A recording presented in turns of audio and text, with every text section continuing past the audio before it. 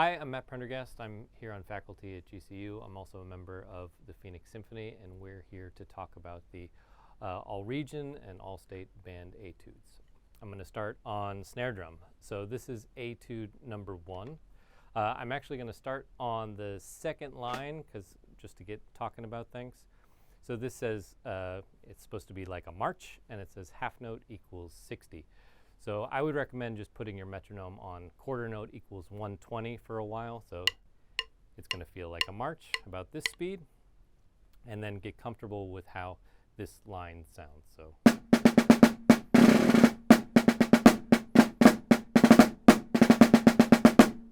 etc. So that should feel like a nice little march, and get used to how that feels. After you get comfortable with it, you can put the metronome back to 60, so that'll be just half the speed, so you get a feel for what that's supposed to be. So same tempo, but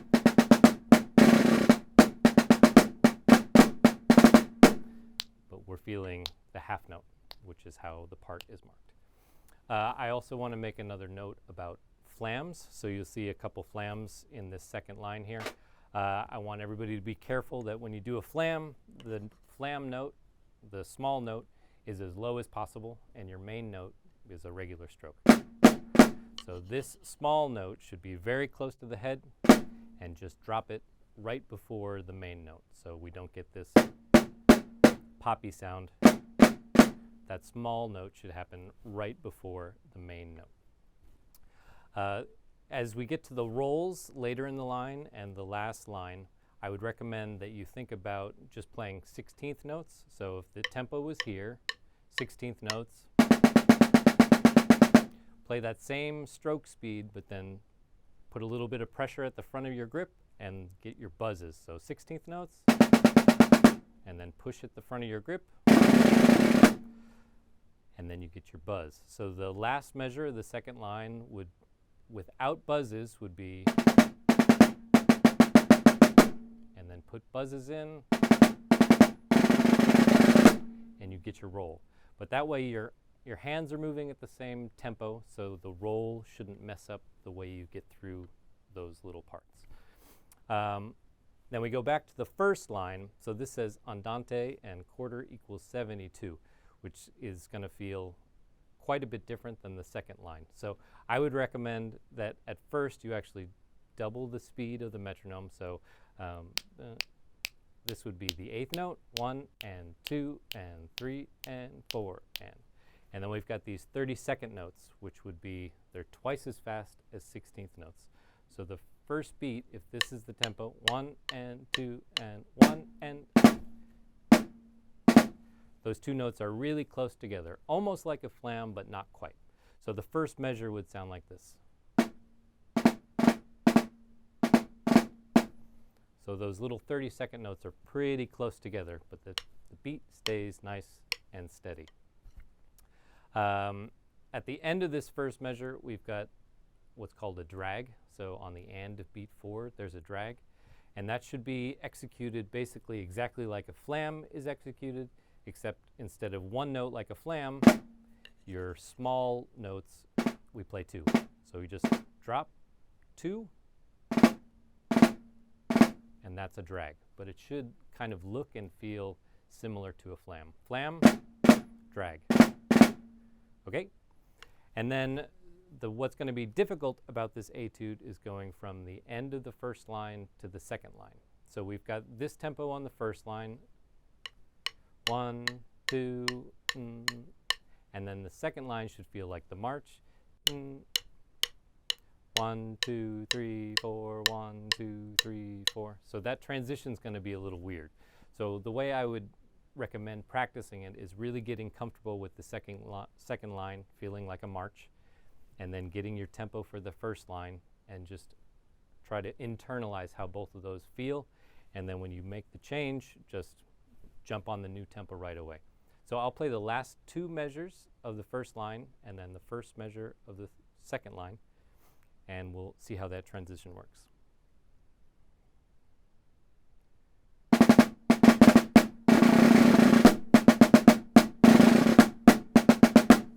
Okay, So that transition is kind of strange. You just practice it a few times and it should start to feel natural. Now I'll just run through the whole etude so you get an idea of how it works together.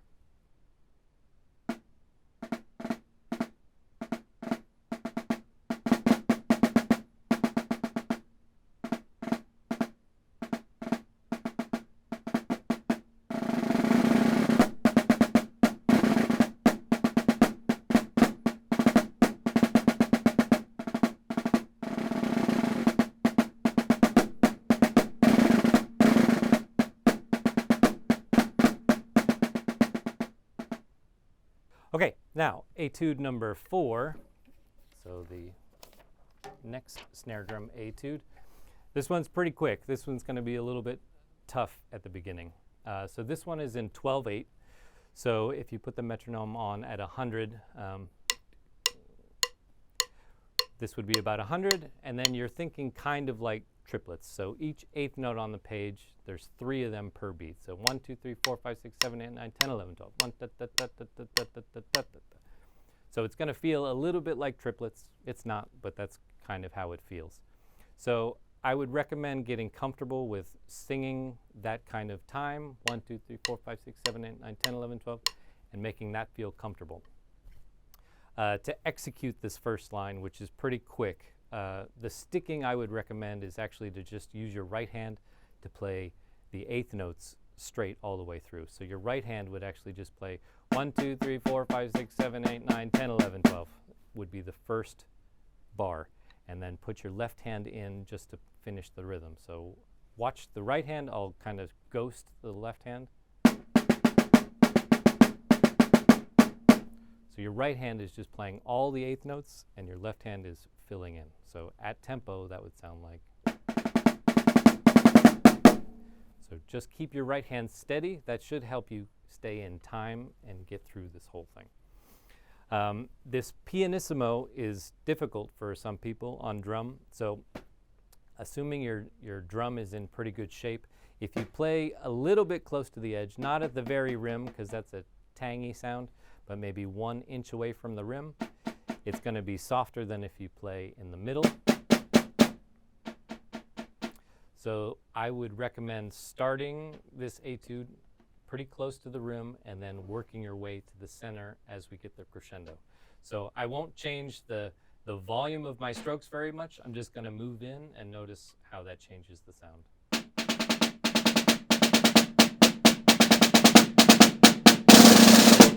So that's mostly done by just moving into the center of the drum. So you can use that to your advantage to really play soft. Okay, and then when we get to the second line, so these are quarter notes, but in 12/8. So the way we think about that is 1, 2, 3, 4, 5, 6. 1, 2, 3, 4, 5, 6. This is the beat. 1, 2, 3, 4, 5, 6. So get counting, and as you play that in time, if this is the beat, 1, 2, 3, 4, 5, 6. 1, 2, 3, 4, 5, 6. 1, 2, 3, 4, 5, 6. Okay, so that's going to be a little weird at first, but I think you'll be able to get it. Again, this is pretty quick, so I would recommend practicing it slow at first and then just building up the tempo as you go. If you don't get it all the way to dotted quarter equals 100, that's okay. What's most important is that it feels good, so if it ends up only at like 80, that's better than making it a mess. So we want to stay in time and play nice and even. Let me just try to get through this for you, and we'll be done with snare drum.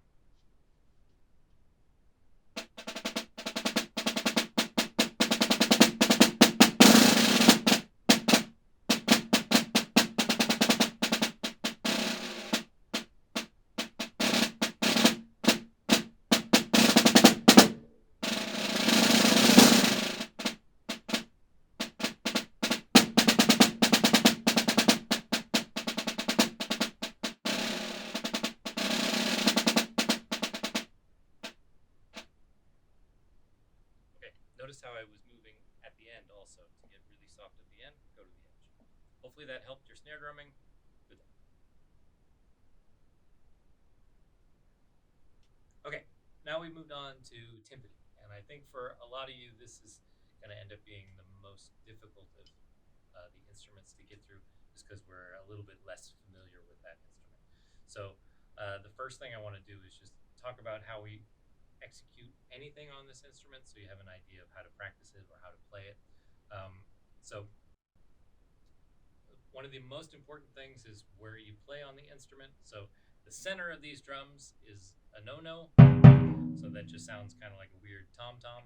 And then at the very edge where the rim is, we get this twangy sound, so that's also a no-no. Where we want to be is about 2 inches in from the rim. So if you start going too far to the center, we start getting that thuddy sound. So set up the drums in a way where you're comfortable either sitting or standing, and your mallets will be right in that playing position. So if this drum is too far, or a lot of people I see, this drum is way too close, and then they're automatically going to be playing in the center. So get these in a place that's comfortable for you. So we're playing about 2 inches in from the rim on all 3 drums. You're only going to need 3 drums for these etudes, so you got that 4th one down there. Don't worry about it for now. The other thing to be wary of is if we play into these drums too much. So a lot of you that are in marching bands, and there's a lot of these downstroke looking things where you look like you're, doing some jungle work or something. We want not to do that. So we want to get out of the drum. So the way I like to explain this to people is where our strokes are both up and downs, and not just down. So a lot of us, especially in marching band, get used to just smacking the drum and leaving the mallet down. So we want the up and the down to be equal velocity. So as fast as you go down, you come out the same speed.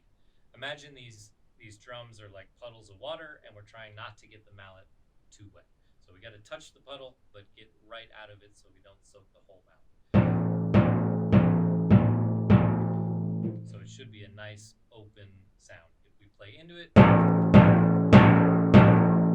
and we get this slappy sound, I don't even know what this is going to sound like on a recording. It's probably not very nice. So just nice relaxed strokes in and out of the instrument.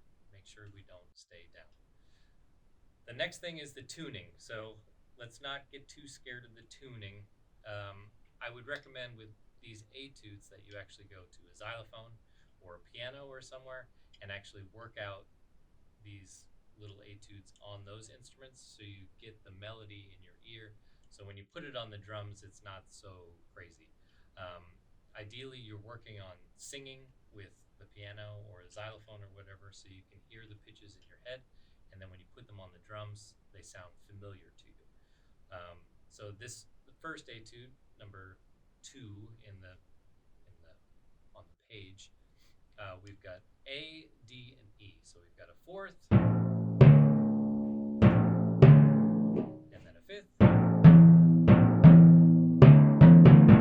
So it should sound pretty melodic, those 3 pitches. So try to get used to what that sounds like and tune it up as often as you can so you get used to putting that together. Now this etude number 2 is in 6/8. So like the snare drum, 12/8. When the metronome's on, we're subdividing 3 eighth notes per beat. 1, 2, 3, 4, 5, 6. 1, 2, 3, 4, 5, 6. And this etude switches between 6/8 and 2/4 a lot.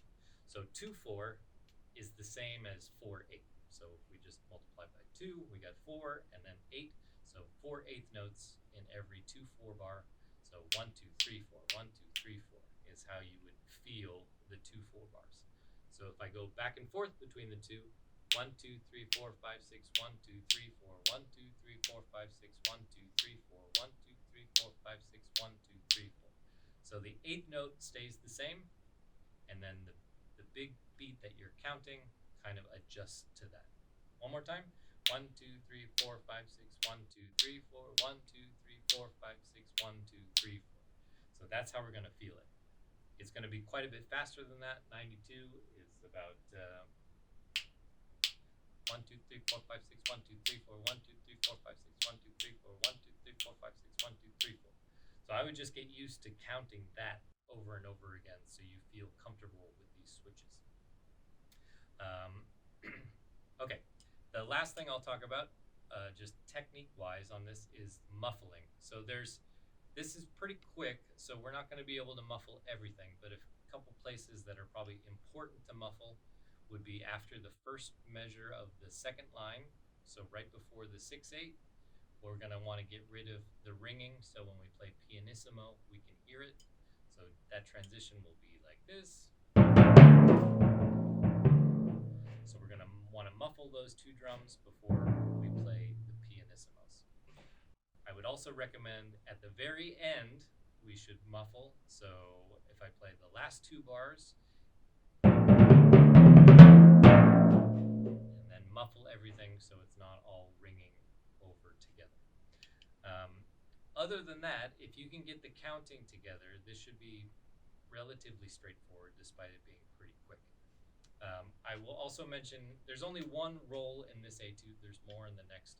But when we roll, that same idea, we're not playing into the head. We're trying to be relaxed.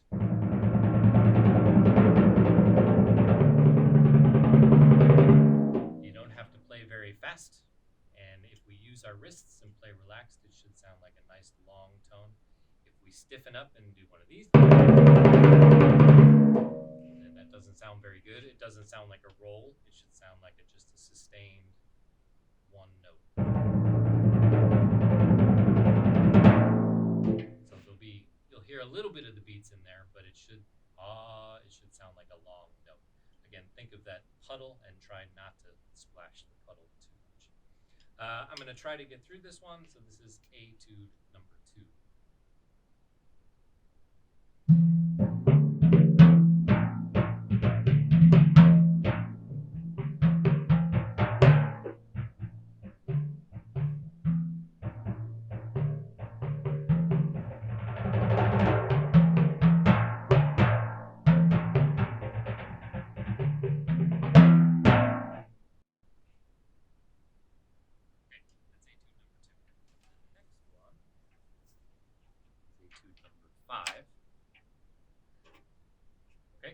So this one, what's going to be difficult for people is probably going to be the tuning. So I'll get set up to the beginning.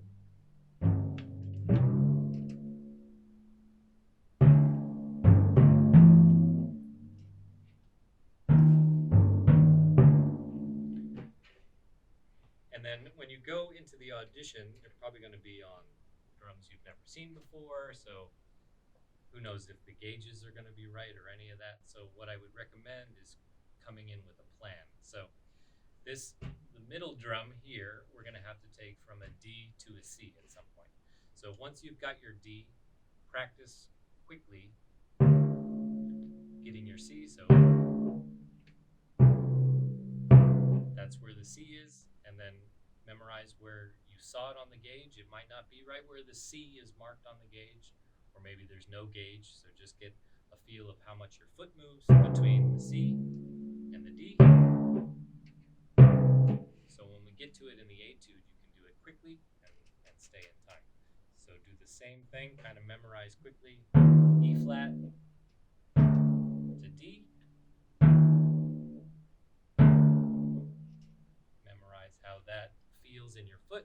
If you can use a gauge visually, just look at where the gauge goes, and that'll help you there. And then at the very end, we've got the G is going to go.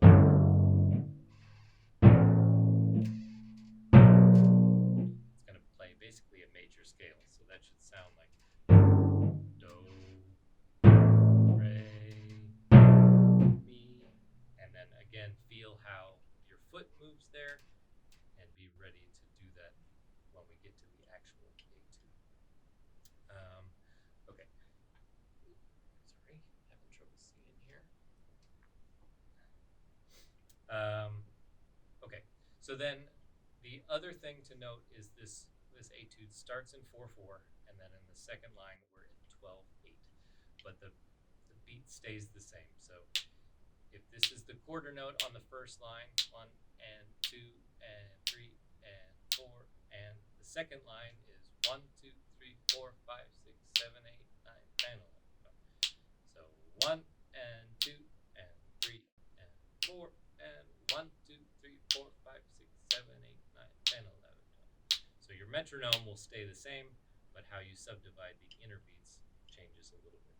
So when you get to the end of the first line, I'd recommend as you're counting your rests to change from 1 and 2 and 3 triplet, 4 triplet, 1, 2, 3, 4, 5, 6, 7, 8, 9, 10, 11, 12. So there's going to be a lot going on in that last measure of the first line. This one you should probably try to muffle a little bit more often than the earlier etude. When you've got a D and an E flat here, they ring together. So if you can, try to muffle between those so they don't clash too much. When you're muffling, just try to lightly touch it. We don't want to hear your hands hitting the instrument.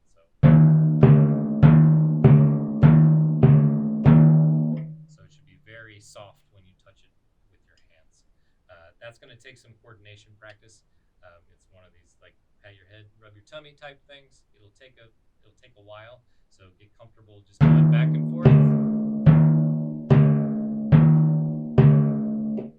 And see how that works for you.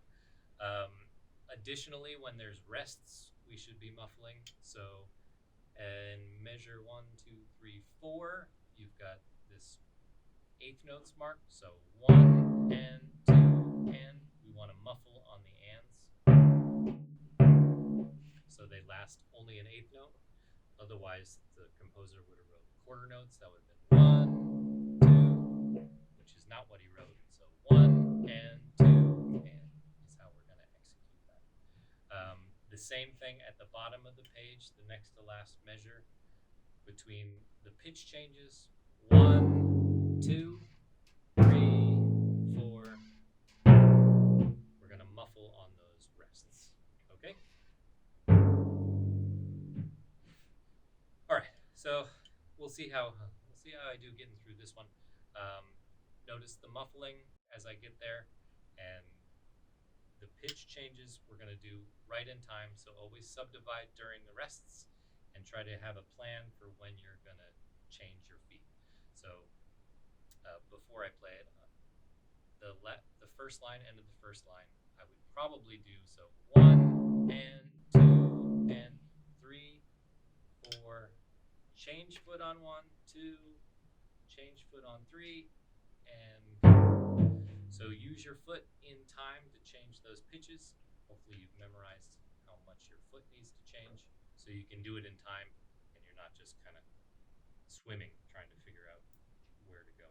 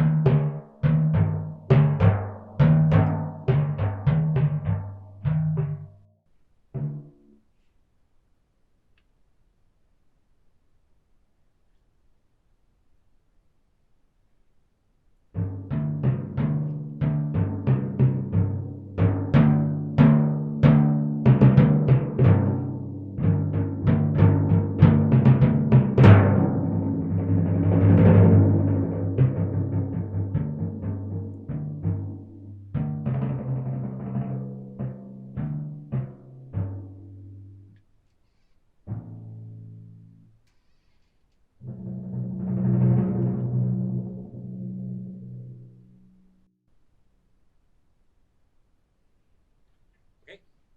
Hopefully timpani goes well for you. Good luck. Okay, so now the last one of these etudes to get through. This instrument, this is going to be strange for a lot of people. You got to work on notes, but I want you to try and approach it the same way you might approach a snare drum. Our stroke is going to be the same. We're just playing melodies now. So same idea we were talking about on timpani. Try to think of these as little puddles of water. Don't slam into them and don't stop down. We're trying to do a continuous motion up and down using just your wrist.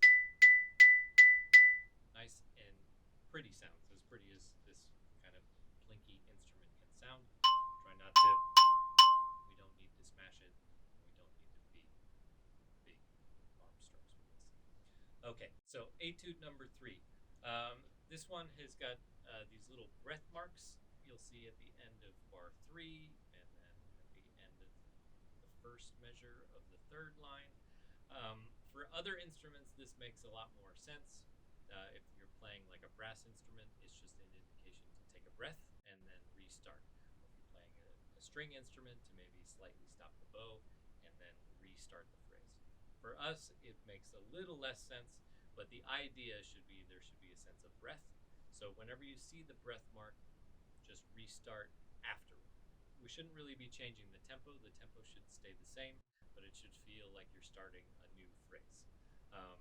So that's going to be a little strange to feel at first. The only like technical thing to note is in the second line, 1, 2, 3, the fourth measure of the second line, we're rolling on that G. It's a half note, and then there's a breath mark. So we're going to take a small pause there, and then go to the C. If there was no breath mark there, we might try to connect those rolls. But since there's a breath mark, we're going to take a quick pause. So there's a little breath there. So a good way to practice it would actually be to actually breathe in those moments so you get a feel of that little pause. Again, we're not changing the tempo, we're just putting a little breath in there. So with the rolls on this, I think I see a lot of young students, if they see a roll, they just go as fast as they can. That really shouldn't be the idea. Again, we're trying to have nice relaxed strokes. The tempo with this one, so we'd probably want to play something like 6 tuplets as our roll speed. So you don't actually have to roll that fast, okay?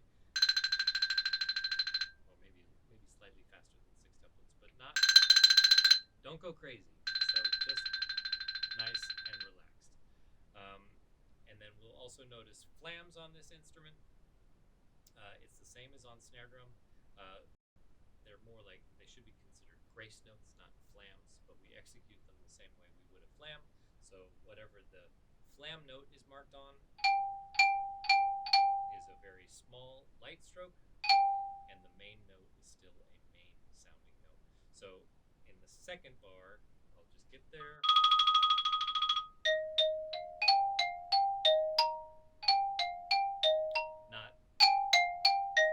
There shouldn't be a loud A flat on that flam note. Just nice and small. It's a grace note. It's leading into the G. The other important thing to notice is the second line, third measure. We've got that forte. It says appassionato. So strong. You should feel like an opera singer or something. So really go for that moment. Try to feel like you're singing loud in a big room. Just go for it as much as you can. The rest of it should be pretty light and easy sounding, but there I would say really go for it. The one technical issue in this is the last measure of the second line. We've got this little phrase here. So these stickings, I would suggest doing doubles, so keep your right hand on the top octave and the left hand in the bottom. I wouldn't go back and forth, left, right. That's going to be pretty difficult. So just get used to playing doubles and work your way up those scales, right hand on top, left hand on bottom. So just practice that out so you get comfortable with hitting the right notes.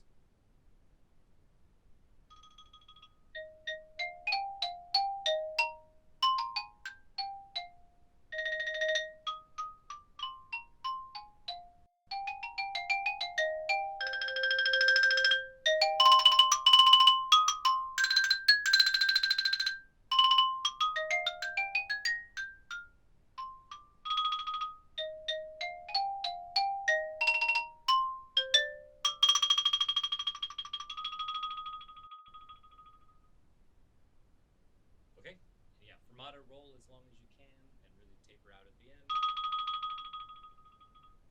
singer would just stop their breath. Next, etude number 6. This one's tough. There's a lot of notes here, and it goes by quick. For some of you, you may have never played fives before, so we've got 5 quintuplets in the second bar.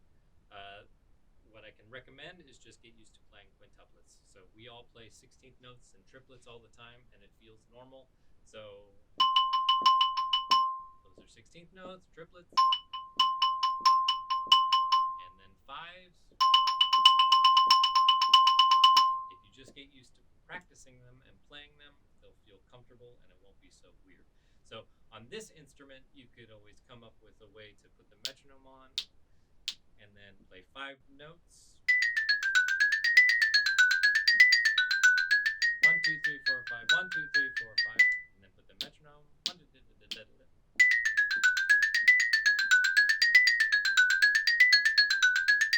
So you get used to what 5 feels like and sounds like.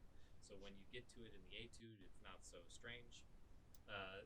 In the second line, in the second measure, we've got this rhythm, triplet, 16th note, da da da dun dun da da dun dun. So triplet, dun dun da dun dun dun dun. So put the metronome on twice as fast, triplet 8 note, triplet 8 note, triplet 8 note, and get used to how that feels, and that won't be so strange when you get there. This has got a lot of little traps in it. The last measure is going to be hard to hit the right notes, so I would spend a lot of time just practicing getting your right hand to play all these E's, and then add the flam in. This is really just going to be a muscle memory thing. It's going to be difficult, but get used to hitting E, E, E. Yeah. The other weird note in this one is the second measure of the second line. You've got this X symbol right before the F, and so that means F double sharp. So F sharp is a half step above F. F double sharp is 2 half steps above F. So technically it's just a G. So F double sharp there is a G. So that's going to look like is how that should sound, that little beat there. Otherwise, you just kind of get through it. It's going to be quick. So this says half note equals 60. Again, I would recommend putting metronome on quarter note equals 120. So just get used to it. It should just go like that. Don't feel so much that you have to go half note equals 60. We don't need to make it more difficult, so just put the metronome on at this speed. And like the snare drum etude that was super fast, don't worry about hitting the final tempo. Play whatever tempo you can do this comfortably at. If you're missing a whole bunch of notes, try to take it a little bit slower, and then hopefully that'll help give you some success. This is going to need a lot of practice in little chunks. So this little section, we're going to just need to practice that over and over again so you get used to the muscle memory of those little sections. So then we can get fast.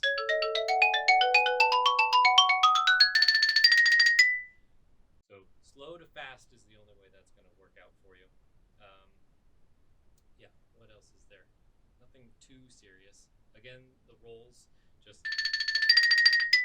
you don't have to roll super fast, just kind of get through them. This is about 6 tuplets per beat is how fast I would roll on this. I'll see if I can get through some of this. This could be interesting.